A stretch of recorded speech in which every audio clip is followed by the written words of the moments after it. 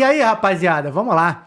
Eu quero virar para uma notícia aqui inusitada com relação ao soldado, ao militar vestido de pinguim que foi morto na Ucrânia. Vou contar aqui os detalhes para vocês, vamos comentar, até para questionar se esse vídeo é real ou não.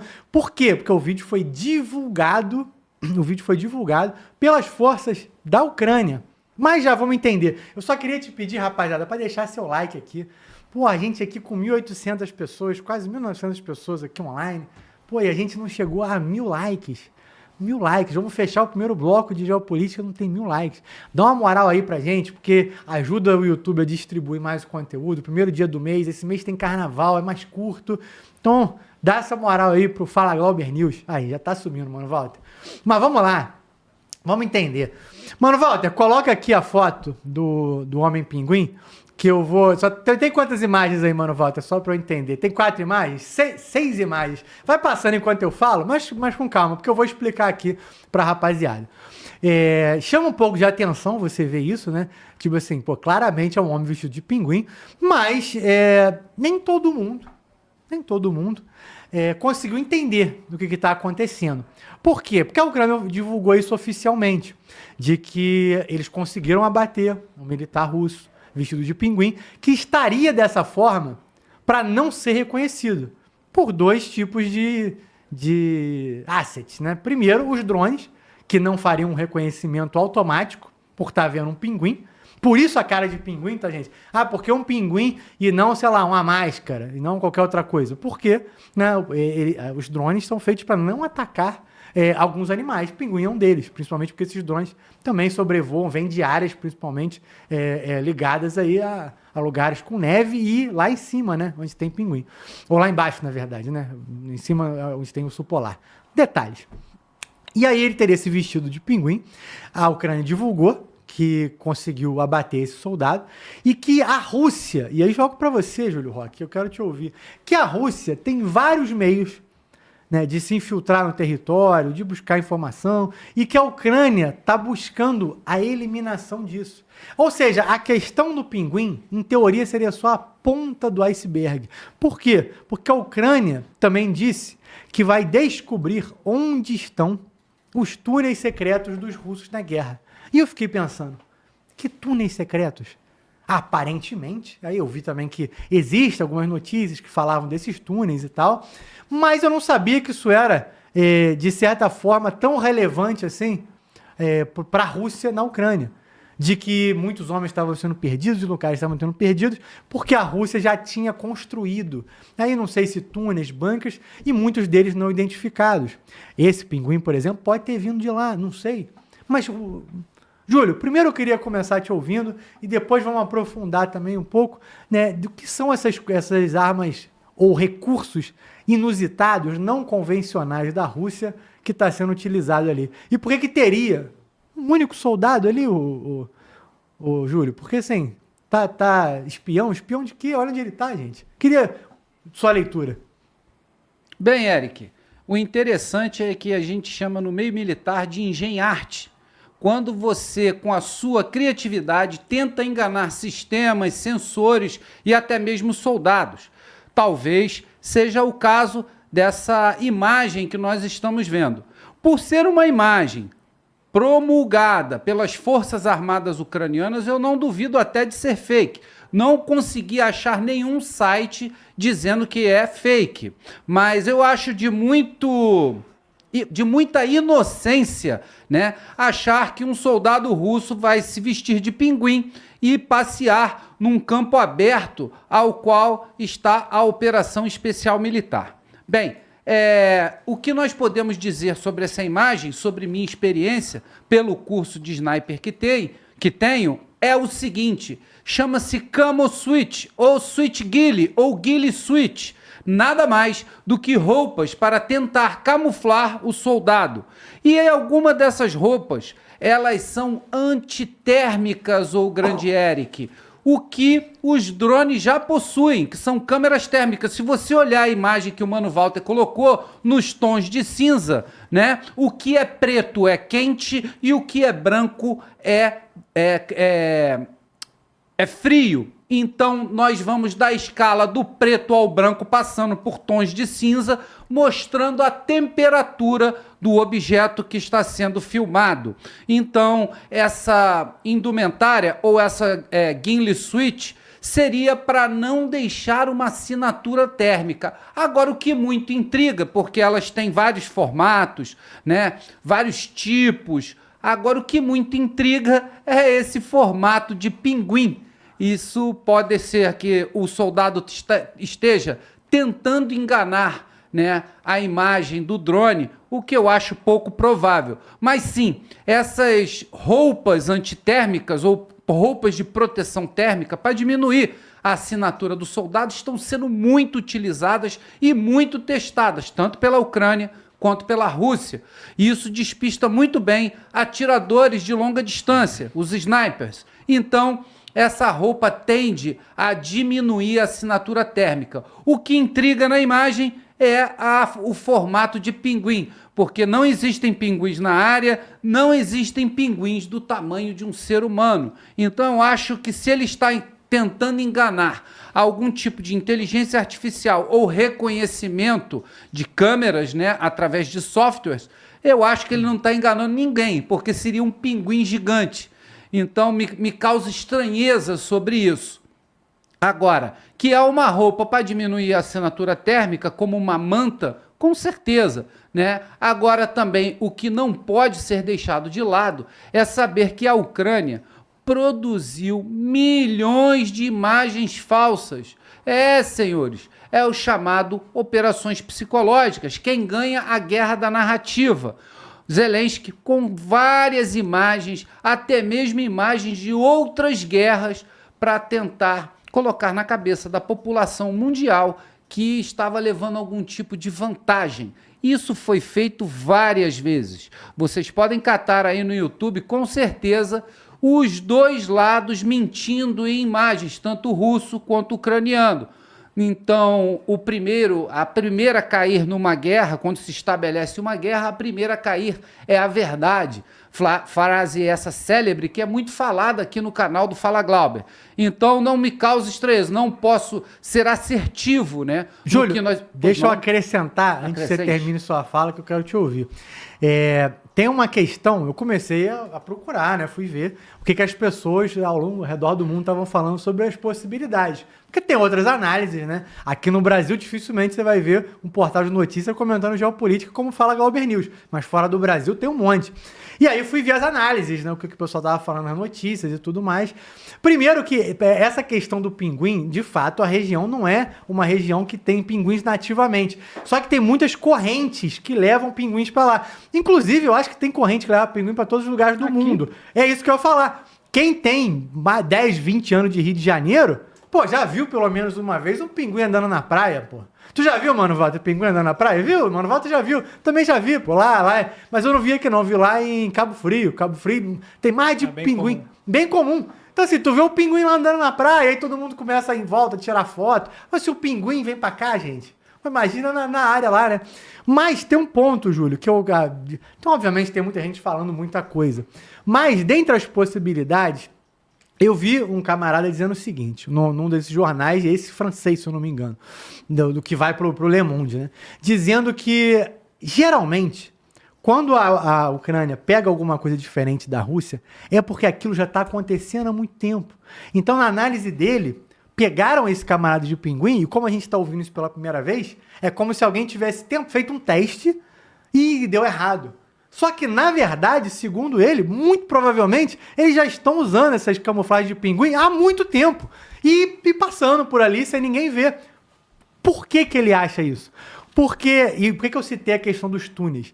Porque, primeiro que eu descobri com esse camarada mesmo falando, que essa questão dos túneis surgiu porque os russos chegavam em locais sem que ninguém soubesse como.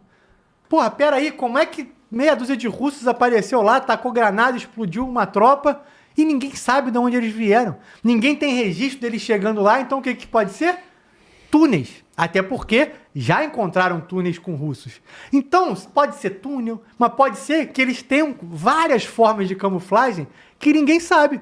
Em campo aberto, com caças voando lá na altura absurda, tu vai ver um monte de coisa. O cara pode estar vestido de pedra, pode estar vestido de pinguim, de um monte de coisa. E às vezes o que você acha que é túnel, na verdade, é um monte de gente vestido de pinguim e ninguém sabe. Ainda mais porque esses caras também não são trouxa. Eles devem escolher época que tem um monte de pinguim correndo por ali. Né? Não é que tipo assim, pô, até o cara andar de pinguim sozinho em campo aberto, provavelmente tinha mais pinguim na região. E aí alguém acabou pegando o camarada, né? Mas, enfim, queria só acrescentar isso aqui nessa notícia. Bem, Eric, sobre os túneis, você foi muito preciso. A Rússia é um dos países que domina uma matéria que nós aprendemos, né, no Corpo de Fuzileiros Navais, conhecido como Oscar Tango, organização do terreno. Nada mais é do que defensiva. É quando você monta suas trincheiras para esperar a vinda do inimigo. E através dessas trincheiras você cava túneis para avançar no terreno, principalmente sem ser detectado pelos drones e muito menos atingido. Como o drone não está te vendo, você está embaixo da superfície do solo, como saber que você está avançando? Então, túneis são muito usados, até mesmo usados por traficantes no México, que conseguiam vencer as barreiras e os obstáculos que os Estados Unidos colocavam em suas fronteiras. Eles conseguiam passar através de túneis, levando drogas e também o tráfico humano. Né? Então, isso é muito usual dentro da Rússia e da guerra russa. É um país que já combate com trincheiras há muito tempo. Teve grande sucesso no cerco de Leningrado através das trincheiras. Como disse anteriormente, OT, Organização do Terreno, é onde você se prepara para uma futura invasão. E depois que essa invasão cessa, você começa a avançar, construindo túneis e passando por baixo das vistas de sensores de vigilância ou de qualquer outra coisa. Então, você está coberto de razão ao falar de túneis. E quanto ao switch, quanto à roupa, ou pode se chamar de manta antitermal, está sendo uma febre na Ucrânia. Vários fabricantes, inclusive, você citou a França, inclusive os franceses, existe uma fábrica, né, uma empresa que domina, né, essa arte aí de uma sueca, uma francesa, americana e algumas outras da Europa que eu não me lembro os países, que são mantas antitermais. Elas protegem duplas de sniper quanto essas visões que, claro, mostra a assinatura termal de cada um. E você também está com razão quando você fala sobre se disfarçar de rochas. Existe uma empresa chamada, se eu não me engano, Phantom Leaf, que é fabricante de roupas desse tipo, que simplesmente imitam perfeitamente rochas. Senhores, você está perto de uma rocha agachado, você será confundido como uma rocha e não irradiará essa calorimetria, vamos dizer assim, para que seja detectado pelos sensores termais. Então isso está sendo usado, é uma febre, tanto no uso dos ucranianos quanto no uso dos russos. A guerra dessas roupas, né, que começaram somente imitando folhas e capim e vegetação, que é o que se aprende no curso de sniper, a você construir a sua Gimli Suite, colocar, né, vegetação que você se encontra do local, no terreno, você colocar essa vegetação na sua roupagem, vamos dizer, na sua rede de camuflagem, para que você faça um rastejo até próximo das linhas inimigas sem ser detectado. Mas a coisa evoluiu, Eric, e agora existem empresas sérias gastando milhões de dólares em testes de tecnologia como este. Muito bom, Júlio. Mano, Walter, bota de novo a foto aqui, porque se a gente tem tecnologia, Júlio, hoje, passa a imagem, que eu quero dar destaque para um aqui. Aí, ó, às vezes, Júlio, você falou aí da camuflagem de rocha, que hoje é bem feita, às vezes o pinguim tá vindo encontrar um amigo dele vestido de rocha, irmão. E ninguém tá nem sabendo, mataram o pinguim e o cara tá pensando, irmão, ainda bem que eu vim de rocha. Mas, vamos... Não, te ajudando aí sobre a roupagem, que parece uma manta triangular, a única coisa que me deixa muito intrigado, que nitidamente ele tem um bico. Então, meu irmão, com certeza, se essa imagem não for fake, com certeza ele estava tentando se passar por um pinguim mesmo.